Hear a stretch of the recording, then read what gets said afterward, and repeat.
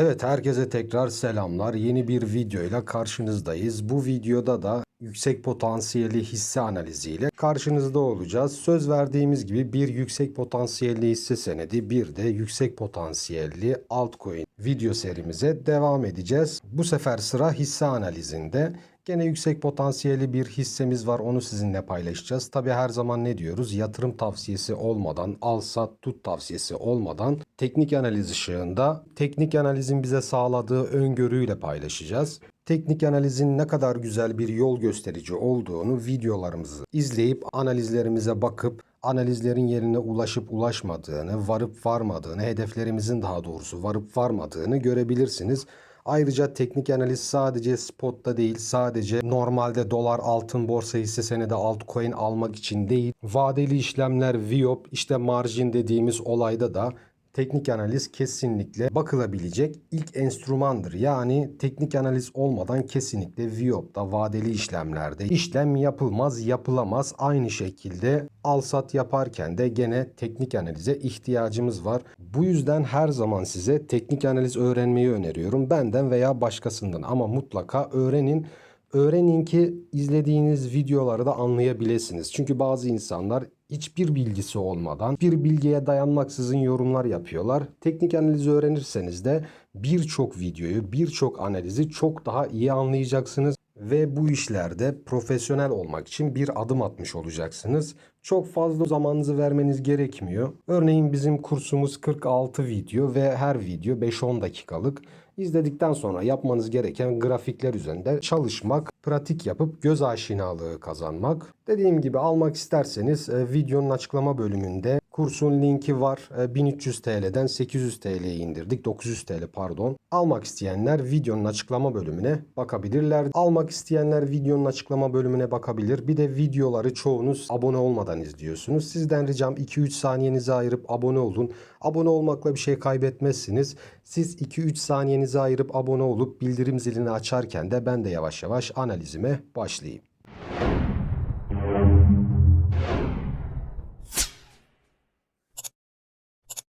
Evet, grafiğimizi sıfırladık ve baştan çizip size tek tek anlatacağız durumu. Ve bugünkü hissemiz Bera Holding. Daha önce nasıl hareketler yapmış ve bundan sonra nasıl hareketler yapması beklenebilir ve nasıl bir formasyon ve ne kadarlık bir yükseliş potansiyeli var, ona hep birlikte bakacağız.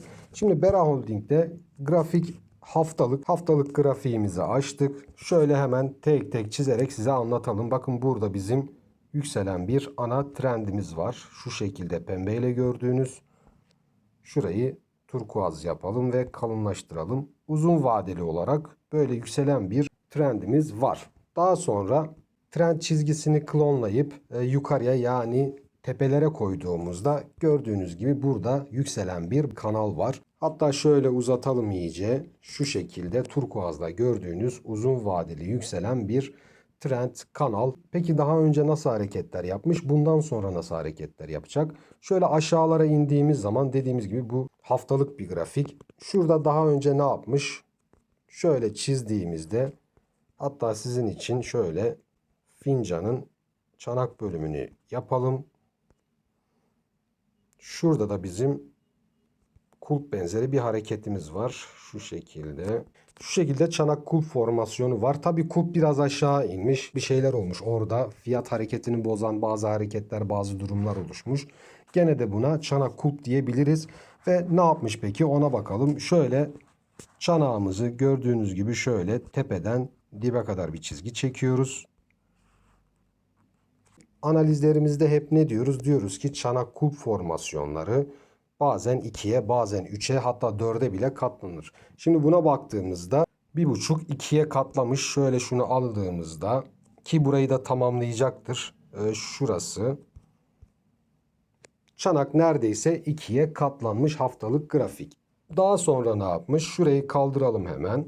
Gelmiş, zirvesi neresi? Şurası. Yani ortalama 16-17 seviyeleri, hatta 16-16-50 seviyeleri bizim Bera Holding'de zirvemiz. Peki burada ne yapmış? Burada da aynı şekilde gördüğünüz gibi bir çanak kulp formasyonu yapmış. Onu da sizin için şöyle çizelim. Şurası bizim çanağımız. fincan diyelim. Fincan kulp çok fark etmiyor. Tabii fincan kulp demek daha mantıklı. Biz de buna fincan kulp diyelim, hiç fark etmez. Ağız alışkanlığı, hep çanak kulp diyoruz ama asıl fincan kulp olarak geçiyor. Burada bizim bir fincanımız var ve bir de kulpu var. Burada içinde de pişen bir kahve var veya sevdiğiniz neyse, ben kahve sevdiğim için kahveye benzetiyorum. Yani bu formasyon tamamlanıp hedefine geldiği zaman bu kahveyi bir güzel içiyoruz. Kârımızı alıp kenara çekiliyoruz. Bu benzetmeyi yaptıktan sonra şimdi devam edelim. Şuraları kaldıralım. Evet, Bera Holding'de ne dedik? Bizim 16-16-50 zirvelerimiz var. Buraya gelip güzel bir çanak kulp formasyonu, fincan kulp formasyonu yapmış. Peki bundan sonra nasıl bir hareket beklenir? Bundan sonra beklenen hareket şu şekilde olabilir. Şu bizim şu an ana direncimiz. Pardon, ana desteğimiz. Şuraya koyalım. Ana destek, yani şu gördüğünüz yükselen trendin, kanalın destek seviyesi, ana destek seviyesi 9.89 10 TL seviyelerinden geçiyor. Peki hedef neresi? Şöyle baktığımızda çanak kulp formasyonumuzun şöyle tepesinden alıyoruz. Çizgiyi en alta getiriyoruz. Bir çanak kadar yükseliş ihtimali var. Fakat şartımız nedir? Şurası bizim şu an ana direncimiz. Yani 16.50, 16.84 seviyesi bizim direnç seviyemiz. Şartımız 16.84 TL seviyesinin üstüne atıp ve buranın üstünde tutunması ve buranın üstünde kalması. Eğer orayı yukarıya kırıp üstünde kalırsa bir sonraki çanak kulp formasyon hedefimiz, bakın 61 TL, yani %268'lik bir yükseliş potansiyeli. Ama ne diyoruz? Fincan kulp formasyonları en az 2'ye 3'e katlanabiliyor. Özellikle de uzun vadeli ise. Şimdi burada baktığımızda o zaman nedir? Bizim burada zaten ana hedefimiz 60-61 TL seviyeleri. Olur da burayı 2'ye katlarsa, ki katlayacağını ben düşünüyorum şahsen. Grafik onu gösteriyor açıkçası. Hadi yarısı kadar katlansın diyelim. Şu şekilde şöyle alalım. O da tabii biraz zaman alacaktır. Belki şu trendi uzattığımızda belki gelip onun direncine değecektir. Orayı tekrar direnç olarak alacaktır. Belki bir süre dinlenecektir. Ondan sonra yükselecektir. Ama olur da ikiye katlarsa, ki dediğim gibi ben katlanacağını düşünüyorum bu trend içinde kaldığı sürece. O da şurası, hadi yarısı kadar diyelim. Şurası ortalama bizim hedefimiz, orta ve uzun vade diyelim. Ve yüzde kaçlık bir potansiyel, hemen ona bakalım. Şu andan itibaren baktığımızda ilk çanak katlama potansiyeli %350 ve çanak kulpu 2'ye katladığı zaman 203 TL seviyesine gidip %1400'lük bir yükseliş potansiyeli var uzun vadede. Dediğim gibi yatırım tavsiyesi değildir. Bir arkadaşımız söylemişti, ismini unuttum. O arkadaşa da buradan teşekkür ediyoruz. Adını unuttuğum için de kusuruma bakmasın. Onda da çanak kulp var dedi. Tebrik ediyorum, görmüş. Demek ki teknik analiz bilen bir şeyler görüyor ve teknik analiz birçok işe yarıyor. Adam görmüş, dedi ki hocam Bera Holding'de de bir çanak kulp formasyonu var. Ona da bir bakar mısın? Ben de baktım, gerçekten öyle bir formasyon var.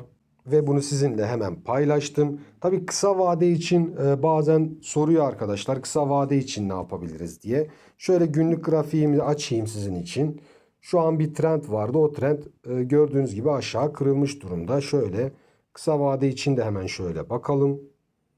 Bir de şu var, 16.84 üstüne atmadıkça ben bu hisseyi almam şahsen. Onu da söylemiş olayım. Çünkü gördüğünüz gibi bir satış var. Bir tepe formasyonuna benzer bir formasyon var. Hatta şöyle şuraları da açtığımızda kısa vadeli destek noktaları da söyleyelim. Şu an altında şu şekilde 13.32 var. Ondan sonra 12.63. Daha sonra 11.81'ler var. Onun altında da ana trend destek seviyesi olan 9.89 var. Kısa vade için tabii bunlar. Ama dediğim gibi ben şahsen bu hisseyi alsam, ki ben de takip edeceğim, 16.84'ün üstüne çıkmasını beklerim. Veyahut 10 TL'ye düşmesini beklerim. Oraya kadar düşer mi bilmem. Oraya kadar geldiğinde bir denenebilir. Ama oraya geldiğinde bu bahsettiğimiz çanak kulp formasyonu çöp olur. Onu da söylemiş olayım. Veya oraya tekrar bir kulp da yapabilir. Yani şöyle bir hareket yapabilir. Sizin için çizeyim. Şurayı kaldıralım. Şu şekilde inip şöyle tekrar bir hareket yapabilir. Böyle yaparsa en azından bu çanak kulp formasyonu olmazsa burada yükselen bir üçgenimiz var bu şekilde. Onun da Ama dediğim gibi eğer bahsettiğim, çizdiğim seviyeye gelip oraya o şekli çizerse, 10 TL'lere, 11 TL'lere gelirse oradan da denenebilir. Ve şu hareketi de yaptığında aynı şekilde hedefimiz gene gördüğünüz gibi, hatta şu şekilde eğer 10 TL'lere gelirse bu yükselen üçgen formasyon hedefi bile 5x'lik, yani %521'lik bir yükseliş potansiyeli oluşturur. Dediğim gibi kesinlikle yatırım tavsiyesi değildir. Genel olarak hissenin görüntüsü güzel, dediğim gibi 16.84'ler üstüne çıkınca daha da güzelleşecek. Aşağı 10 TL'lere bile düşse 16.84 çok çok çok önemli. Oraya çıktığında haberim olursa kesinlikle ben takip edip almayı düşünüyorum. Bu şekilde sizin gördüğünüz, yüksek potansiyelini gördüğünüz temel olarak da olabilir. İlla teknik olarak olması gerekmiyor. Yüksek potansiyelini gördüğünüz hisseler, altcoin'ler veya herhangi bir şey. Mesela gümüşte de ben öyle bir potansiyel görüyorum. Çanak kulp formasyonu var. Eğer o kulp oluşursa onun da analizini yapacağım. Gördüğüm her hisseyi, bu şekilde potansiyelini gördüğüm hisseyi sizinle paylaşıyorum. Siz de gördüğünüzde lütfen bizimle paylaşın. Yazın, bakacağım. Bu şekilde gerçekten güzelse görüntü sizinle paylaşacağım. Hem başkaları da faydalanmış olur. En azından bir şeyler öğrenmiş olur. Lütfen düşüncelerinizi bu hisse hakkında ve başka hisse senedi varsa, altcoin veya herhangi bir şey, altın, dolar da olabilir. Düşüncelerinizi lütfen yorum bölümüne yazın. Ben hepsine cevap vermeye çalışıyorum. Bundan önceki videoda baya bir yorum oldu. Onlara daha doğrusu cevap yazamadım. Yazmaya çalışacağım. Söyleyeceklerim bu kadar. Sonraki videolarda görüşmek üzere.